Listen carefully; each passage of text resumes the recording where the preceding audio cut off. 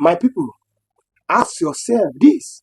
Why are Nnamdi Kanu and Simon Ekpa the two most feared men in Nigeria today?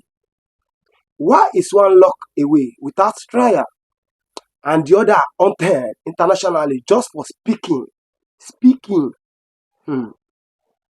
This is not a regular political talk. This is a revolution of truth. This is a Biafra struggle.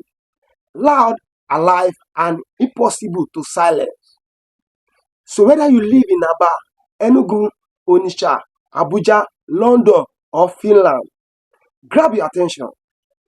Because today we expose the truth they want buried.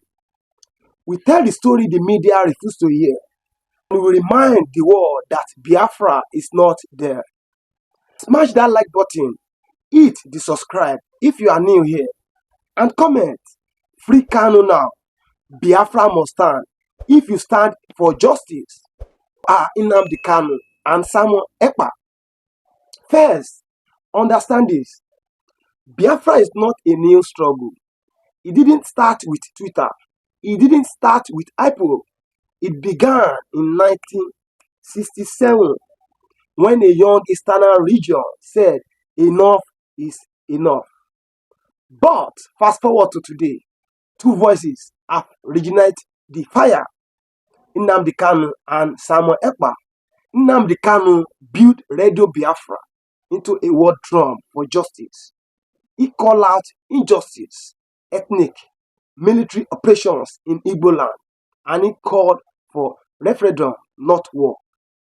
Kanu stood for freedom of speech, self-determination, dignity for Biafrans. Then came Simon Ekpa, a trained lawyer, ex-athlete, and fierce voice from Finland. Ekpa picked up the microphone after Kanu was kidnapped. He introduced the Biafra government in exile. He started the sit-at-home protest that brought entire state to a standstill. Some call him controversial, some call him extreme, but love him or hate him, Simon Ekpa made one thing clear. If they silence Kanu, I will speak louder. Together or apart, both men represent one thing. That the Biafra spirit is not there. It's evolving. Let's be clear. Kanu was kidnapped in June 2021. He was in Kenya. He disappeared. Later, we saw him in a Nigeria court, in handcuff, no court order, no warrant, no extradition. That is called extraditionary redemption, a clear violation of international law. Even the United Nations agreed. So did the ECOWAS court. So did many Nigeria judges. So why is it still in DSS custody? Simple. Because he is not a criminal. He is a threat to the system. Not because he called for war, but because he demanded a referendum. Kanu message breaks tribal lines. His movement wakes people up. And that is what the government fears the most. And today, he aired in solitary confinement, no proper medical care. His health is declining. They want to break him. But what they don't know is the man may be in cell, but the message has escaped. Why Kanu is behind bars? Simon Ekpa is under surveillance. The Nigerian government has sent multiple petitions to Finland, Interpol, European Union. They accuse him of terrorism. But where is the proof? No arrest, no charge, no court conviction. In 2023, Finnish police questioned him, but released him the same day. Why? Because speaking truth isn't a crime. Ekpa's real offense is not violence, it is consistencies. He refused to let the Biafra struggle die in silence. Yes, his style is aggressive. Yes, he called for civil disobedience. But ask yourself, is silence better? Or should someone speak even if the truth offends? Ask yourself this. If Biafra is not a threat, why are they reacting like this? Why block media from using the word Biafra? Why deploy soldiers in the southeast but leave bandits untouched in the north? Why deny one region access to peaceful protests? Because the ideas of Biafra threatens their control. It threatens a system that marginalizes Easterners, loot oil from the Niger Delta, silence dissent, fail to protect lives. Biafrans represent freedom from oppression, and freedom cannot be controlled. This is bigger than tribalism. Biafra is not anti-Hausa, it is not anti-Yoruba, it is anti-injustice, it is pro-freedom, and that is why the government is scared. Many say, let's stay quiet, let's play safe, but silence is dangerous. Silence is what allows Python dance to massacre young men, ESN to be branded terrorism, while men walk free, Kanu to be kidnapped without international outcry. Silence didn't protect the Igbos in 1967. It didn't protect them in 1999. It won't protect us now. Speaking is not a crime, but being silent while people suffer, that is the real betrayal. We are not calling for violence. We are calling for courage. Courage to say, our land deserves dignity. Our youth deserve future. Our voices will not be silenced. There's a lot of talk. Did Kanu disown Ekpa? Is IPOB fighting within itself? Let's be honest, there are differences. Kanu called for peace. Ekpa pushed civil disobedience. But remember this, the goal is still the same, a free Biafra. The government want to use this crowd to divide the movement. So we say disagree in house correct with law, but never let the enemy celebrate our division. Whether you support Kanu or Ekpa, whether you follow IPOB or the government in ESA, remember the mission, remember the metrics, remember Biafra. Let's imagine something. What if Nigeria had allowed Biafra to go in 1967?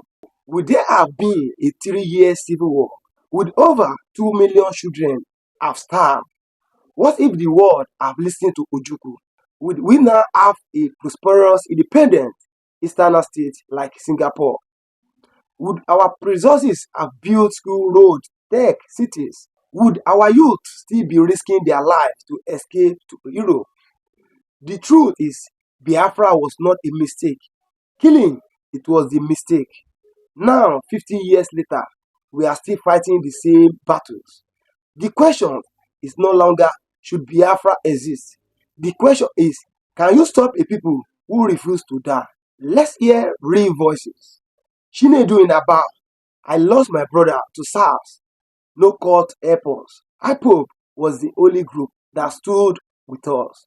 Ngozi in Enugu, my children missed school during sit at home, but they also saw the power of unity for the first time. Obina in Finland, Simon Ekpa gave us a voice in the diaspora. We are no longer afraid to speak. These are not paid actors. They are real people, and every day more are joining the call. The world is listening, and history is watching. Let's be crystal clear. We don't want war. We want a peaceful referendum, immediate release of Nnamdi Kanu, protection of human rights in the southeast, an end to military occupation, justice for victims of police and army brutality. We want to speak our truth without fear. We want to teach our children the truth of our history. We want peace, not silence. We want dignity, not pity. We want freedom, not permission. Is that too much to ask? To every youth watching this, to every elder who remembers 1967, to every mother praying for her son's safety, to every family who lost someone to injustice, this message is for you. You are not alone. Your voice matters. The fight is not in vain. Whether you speak, write, pray, or protest, you are part of something bigger than one man. This is not just about Nnamdi Kanu, not just about Simon Ekpa. It is about you. It is about Biafra. It is about justice. If this video touched you, like it. If you believe in injustice, share it. If you want the world to know, subscribe and comment. Biafra must stand. This is more than a channel. This is a voice for the voiceless. We keep speaking, we will keep shouting until Kanu is free, until Biafra is recognized, and until every child in the East know they are not forgotten. Free Nnamdi Kanu now. Stop killing Biafra. Hold a referendum now, not later. To every youth watching, you are the revolution. You are the reason Biafra is still alive. This is not about guns. This is not about tribe. This is about dignity. This is about truth. This is about history. And this is about justice. Like, comment, subscribe. They thought by jailing Kanu, the movement would die. They thought by demonizing Simon Ekpa, the people would scatter. But what they don't understand is this: Biafra is no longer a person, it is a people. Biafra is the teacher who teach history. They try to erase youth on Twitter and TikTok, spreading the truth. Mother in the village who light a candle on May 30. Elder who whisper a story of the war to the next generation. They tried to bury us, but they forgot we are seeds.